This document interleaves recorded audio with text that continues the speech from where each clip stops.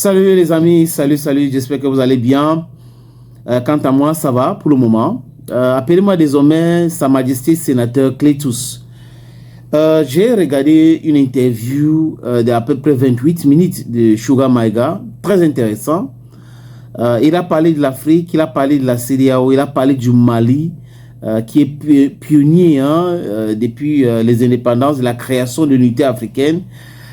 Il a parlé de l'AES, il a parlé des sanctions criminelles que la France, à travers la CEDEAO, a mis contre le peuple du Niger, et beaucoup de enfants sont morts et autres. Et il a expliqué que c'est l'origine même de la création de l'AES. C'est parti de là, ils ont compris que s'ils ne font rien, ils vont périr ensemble. Mais s'ils se mettent ensemble, ils vont, ouais, un peu, ils vont survivre ensemble. Et ils avaient compris. C'est pour cette raison qu'ils ont créé l'AES. Et ils parlent de l'attitude de la France qui peut mobiliser les forces, mobiliser de l'argent, mais ne peut pas mobiliser l'argent pour lutter contre le terrorisme. Mais M. Sugar Maïga, en filigrane, ça sort, vous êtes au courant, c'est la France qui finance, ce sont les Occidentaux qui financent le terrorisme, donc ils ne peuvent pas lutter contre leurs propres amis, parce que leurs amis sont là pour défendre leurs intérêts. En créant de l'insécurité, ça va nous obliger de demander à la France de rester. Par conséquent, ils vont continuer de piller nos ressources. On a bien compris tout cela depuis fort longtemps. Mais les gens qui sont naïfs dans le game, ce sont les Français, ce sont les élites françaises qui sont naïfs dans le game, qui pensent que le peuple africain est dupe. On peut continuer à les manipuler et c'est terrible. Et il parle de cette histoire des conseillers au sein de la CEDEAO. Les Occidentaux, les amis, sont pleins comme ça. Au sein de la CEDEAO. Je parle de quoi? Je parle des conseils européens. Donc vous organisez un sommet de la CEDEAO. Dans la salle, il y a à peu près 50 personnes. Vous allez retrouver 30 blancs. 30 pour 20 noirs. La main qui finance, la main qui dirige. Voilà, donc c'est pour cette raison que les pays de l'AES ont décidé de partir, parce que cette organisation-là, it was not serving any purpose any longer. Les amis, je vous suggère de regarder les extraits, j'ai concocté quelques extraits. Je vais mettre des transitions pour des raisons de droit d'auteur. On regarde. Mais la réalité, c'est qu'au niveau de la CEDEAO, les chefs d'État de la CEDEAO se sont transformés en commis auxquels le président français donnait des instructions. Est-ce que vous pouvez imaginer qu'au sein de la CEDEAO, même une partie des cotisations, c'est l'Union européenne qui les paye. Dans les bureaux de la CEDEAO, il y a des bureaux pour des officiers qui reprennent l'Union européenne. Même les officiers qui reprennent les pays de la CEDEAO au sein de leurs bureaux là-bas. Nous savons que c'était de l'espionnage que l'Union européenne faisait. Quand ils font les sommets, quand vous regardez les sommets de la CEDEAO, c'est des fonctionnaires et des ministres des pays étrangers qui assistent aux réunions. On se demande si c'est pour le Mali, si c'est pour l'Afrique ou bien c'est pour l'Union européenne et d'autres puissances. Donc c'est le cas du Niger qui est extraordinaire. Ils ont pris contre le Niger l'embargo les plus durs, illégal, illégitime, inhumain. Des enfants mouraient dans les hôpitaux, les gens mouraient de faim. Mais qu'est-ce qui a fait qu'on a sauté le pas? Parce que c'est très important que les Africains comprennent cela. Au Mali, le terrorisme a duré des années. Ils ont créé une force qu'ils appellent le G5 Sahel. Tout ça, c'était créé et manipulé par la France. La CEDEAO a demandé pendant 4 ans 400 millions de dollars pour faire fonctionner le G5 Sahel.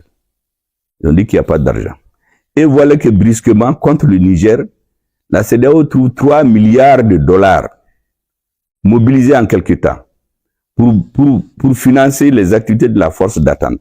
Laquelle force d'attente dormait depuis 2012. Parce que cette force d'attente-là, elle était créée en avril 2012, à l'investiture du président du Sénégal, en avril 2012. Et depuis, elle est en train d'attendre, elle dormait.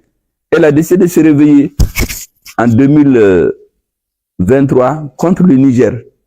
Maintenant, pour revenir à la CEDEAO, c'est que chaque fois qu'il y avait des sommets de la CEDEAO, c'est le président français, c'est les médias français qui annoncent pratiquement les conclusions.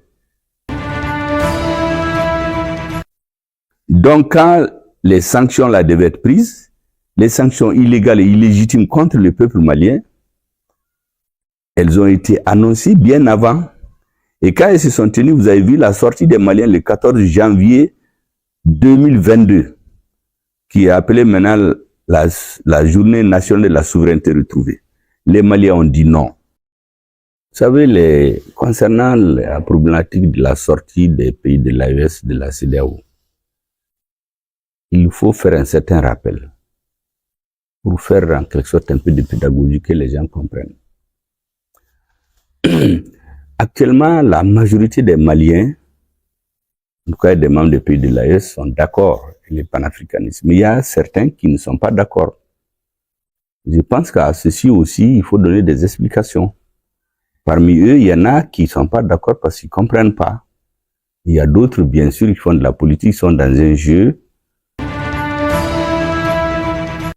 qui est contraire aux intérêts de notre pays. Ça, c'est leur droit aussi. Je pense qu'il faut laisser tout le monde s'exprimer et combattre avec les idées.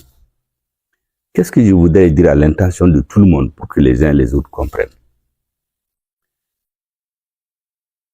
Il faut d'abord savoir que le Mali, c'est un pays profondément panafricaniste. Dans toutes nos constitutions, il est écrit qu'on est prêt à abandonner une partie de nos souverainetés pour construire l'unité africaine. Deuxièmement, dans le même ordre d'idée, toutes les organisations sous-régionales, le Mali a été fondateur ou initiateur. L'OIA, notre premier chef d'État, président Modibo Keïta, était l'un des fondateurs de l'OIA. Les organisations qui sont venues plus tard, comme la CENSAD, la CEDEAO et d'autres organisations, le président Moussa Traoré était à la fondation, il était l'un des initiateurs. Spécifiquement concernant le cas de la CEDEAO. Vous savez que la naissance de la CEDEAO, l'idée a germé en République du Mali, lorsque le président de la République fédérale du Nigeria, le général Yakubu Gowon, a fait une visite en République du Mali. C'est ça l'Afrique pour vous, les amis. Nous devons prendre notre courage à deux mains, lutter contre l'impérialisme, aller très loin, lutter pour notre souveraineté. C'est la seule chose qui nous reste, l'Afrique. On ne doit pas jouer avec. On ne peut pas, en tant qu'Africain, défendre les intérêts des Occidentaux aux dépens de nos intérêts. Si la France, en France, défend ses intérêts, Donald Trump qui vient d'arriver aux États-Unis défend les intérêts américains. Les amis, Poutine défend les intérêts russes. Au nom de quoi les pseudos intellectuels vont nous demander de défendre les intérêts français, les esclaves de la maison, des criminels, des traîtres, des hypocrites. Au nom de quoi? Certains vont même dire que non, moi je suis neutre, je suis pas. Non, il n'y a pas la neutralité. La neutralité, ce n'est pas un concept philosophique. C'est politique, ça. Et c'est l'hypocrisie. Thank you, friends, and bye-bye.